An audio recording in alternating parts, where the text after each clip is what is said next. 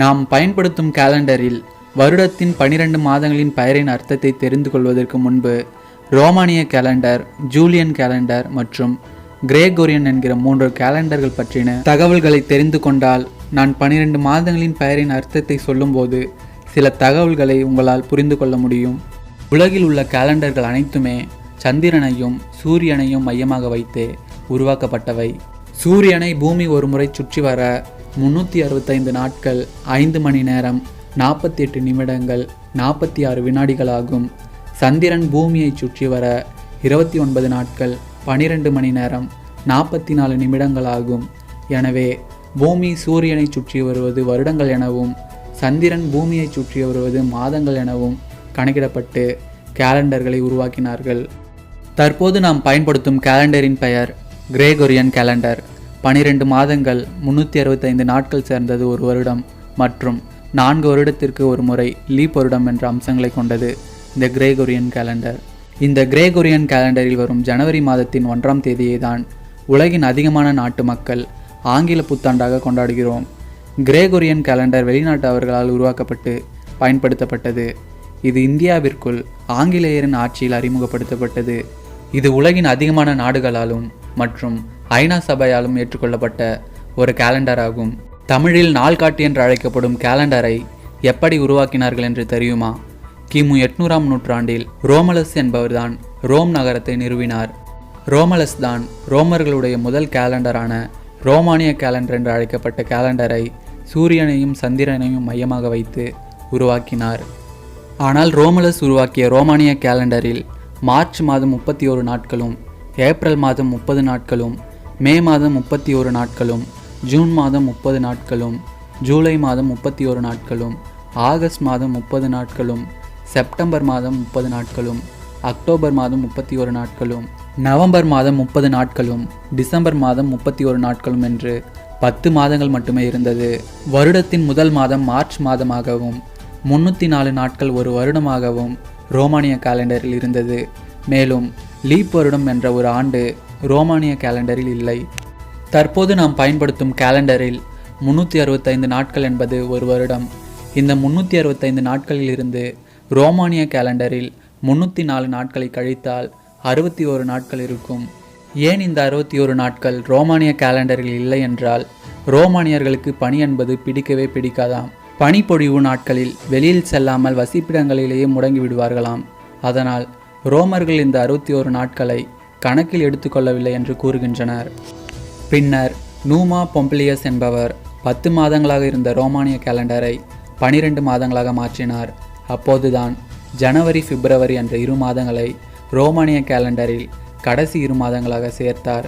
March 31 நாட்களாகவும், April 29 நாட்கள், மே 31 நாட்கள், June 29 நாட்கள், ஜூலை 31 நாட்கள், ஆகஸ்ட் 29 நாட்கள், செப்டம்பர் 29 நாட்கள், அக்டோபர் 31 நாட்கள், நவம்பர் 29 நாட்கள், டிசம்பர் 29 நாட்கள், ஜனவரி 29 நாட்கள் மற்றும் பிப்ரவரியை 28 நாட்களாக மாற்றினார். ரோமானிய கேலண்டரில் ஒரு வருடமானது 355 நாட்களாக மாறியது.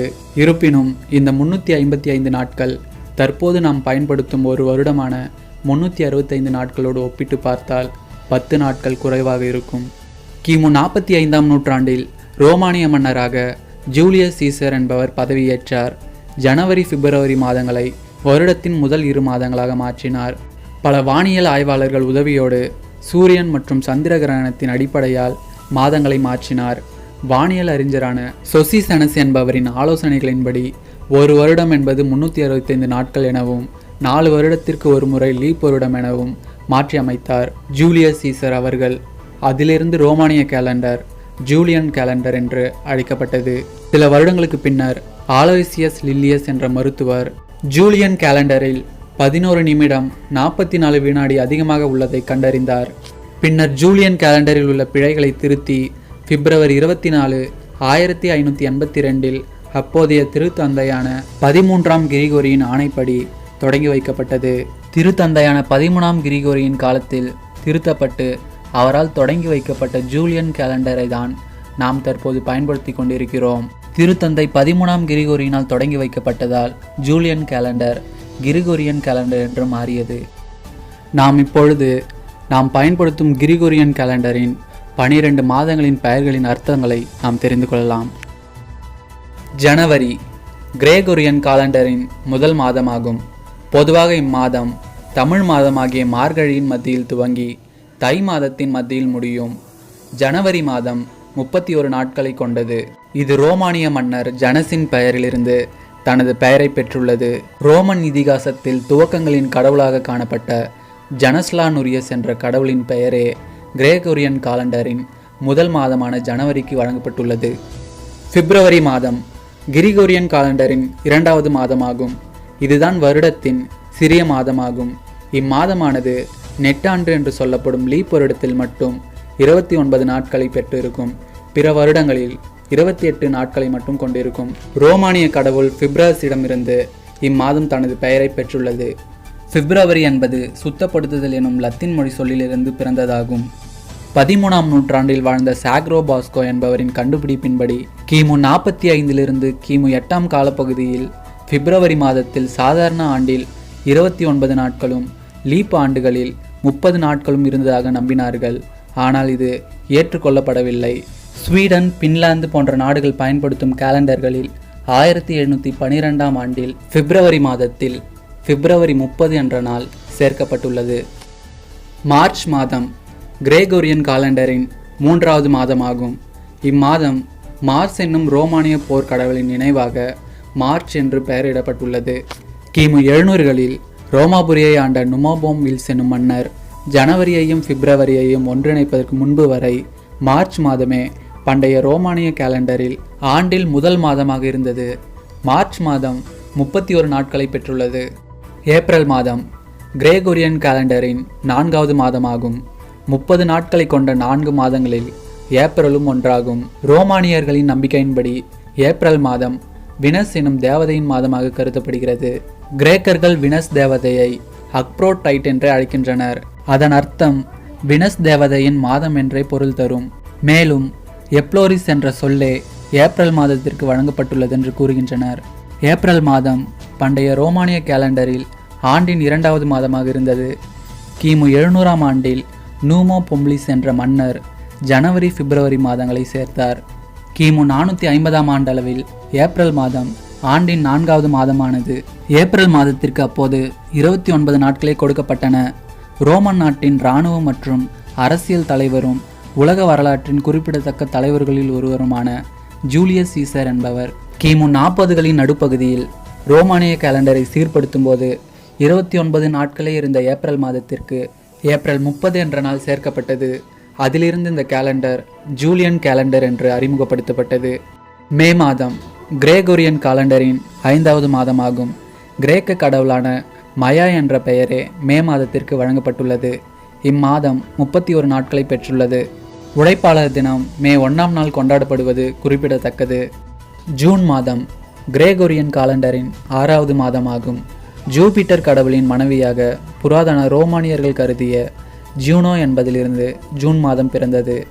கிரேக்கர்களின் நம்பிக்கையின்படி அவர்களின் இளமை தெய்வமான மெர்க்குரிக்கு ஜூனியஸ் என்ற பெயர் உண்டு. இதிலிருந்து வந்த பெயர்தான் ஜூன் மாதம். இம்மாதம் 30 நாட்களை பெற்றுள்ளது.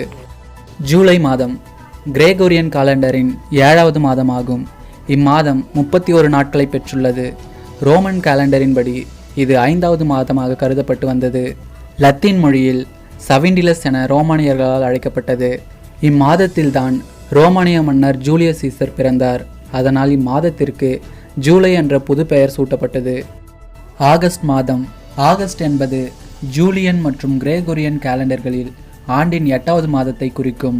அத்துடன் 31 நாட்களை பெற்றுள்ள 7 மாதங்களுள் ஆகஸ்ட் மாதமும் ஒன்று. கிமு 753இல் ரொமுலிசன் என்னும் மன்னரின் ஆட்சியில் 10 மாதங்களை கொண்ட ரோமானிய கேலண்டரில் ஆகஸ்ட் மாதம் 6வது மாதமாக கருதப்பட்டது. 6வது எனும் பொருள்படும் செக்ஸ்டிலிஸ் எனும் லத்தீன் மொழி சொல்லே துவக்கத்தில் ரோமன் கேலண்டரில் மாதத்தின் பெயராக பயன்படுத்தப்பட்டது. ரோமன் கேலண்டரின்படி மார்ச் மாதம் 1வது மாதமாகும். கிமு 700ஆம் ஆண்டளவில் நூமா பொம்லியஸின் ஆட்சியில் ஜனவரி பிப்ரவரி மாதங்கள் மார்ச்சுக்கு முன் சேர்க்கப்பட்டதை அடுத்து ஆகஸ்ட் மாதம் 8வது மாதமாகியது. அப்போது இம்மாதத்தில் 29 நாட்களே இருந்தன. கிமு 45ஆம் ஆண்டில் ஜூலியஸ் சீசர் ஜூலியன் கேலண்டரை அறிமுகப்படுத்தியதிலிருந்து மேலும் 2 நாட்கள் அதிகரிக்கப்பட்டு தற்போதைய ஏப்ரல் மாதத்தின் 31 நாட்கள் வந்தது. பின்னர் கிமு 8ஆம் நூற்றாண்டில் அலெக்சாண்ட்ரியா நகரை வென்ற ரோமானிய மன்னர் அகஸ்டஸ் சீசரின் சிறப்பை வெளிப்படுத்தும் விதமாக செக்ஸ்டிலிஸ் என்று அழைக்கப்பட்டு வந்த இம்மாதத்திற்கு ஆகஸ்ட் என பெயரிடப்பட்டது. செப்டம்பர் மாதம் கிரேகோரியன் கேலண்டரின் 9வது மாதமாகும். லத்தீன் மொழியில் 7 என பொருள் வரும் செப்டம் என்ற சொல்லே புராதன ரோமானியர்களின் கேலண்டரில் 7வது மாதத்திற்கு வழங்கப்பட்டது. அதையடுத்து கிரேகோரியன் கேலண்டரிலும் அப்பெயரே பின்பற்றப்பட்டது. இம்மாதம் 30 நாட்களை கொண்டுள்ளது. அக்டோபர் மாதம் கிரேகோரியன் கேலண்டரில் 10வது மாதமாகும். லத்தீன் மொழியில் 8 என பொருள் தரும் அக்டோ என்ற சொல்லிலிருந்து வந்ததே அக்டோபர் மாதமாகும். இம்மாதம் 31 நாட்களை கொண்டுள்ளது. நவம்பர் மாதம் கிரேகோரியன் கேலண்டரின் 11வது மாதமாகும். 9 என பொருள் தரும் நோவம் எனும் லத்தீன் சொல்லிலிருந்து உருவானதே நவம்பர் மாதமாகும். இம்மாதம் 30 நாட்களை கொண்டுள்ளது. டிசம்பர் மாதம் கிரேகோரியன் கேலண்டரின் 12வது மாதமாகும். லத்தீன் மொழியில் டிசம் என்பது 10 என்ற எண்ணை குறிக்கும். 10 மாதங்கள் கொண்ட ரோமன் கேலண்டரில் 10வது மாதமாக டிசம்பர் மாதம் இருந்தது. பின்னர் ஜனவரி பிப்ரவரி மாதங்கள் சேர்ந்தவுடன் 12வது மாதமாக டிசம்பர் மாதம் மாறியது. ஸோ ஃப்ரெண்ட்ஸ், உங்களுக்கு இந்த கேலண்டர் பற்றின தகவல் பயனுள்ளதாக இருந்திருக்கும்னு நம்புகிறேன். இந்த தகவல் பிடிச்சிருந்தால் லைக் பண்ணுங்கள். இந்த தகவல் எல்லாரும் தெரிஞ்சுக்கணும்னு நினச்சிங்கன்னா உங்களோட ஃப்ரெண்ட்ஸுக்கு ஷேர் பண்ணுங்கள். பிளாக் தமிழா சேனலில் பயனுள்ள மற்றும் சுவாரஸ்ய தகவல்கள் கண்டிப்பாக இருக்கும். ஸோ அடுத்தடுத்த தகவலை தெரிஞ்சிக்க மறக்காமல் பிளாக் தமிழா சேனலை சப்ஸ்கிரைப் பண்ணுங்கள்.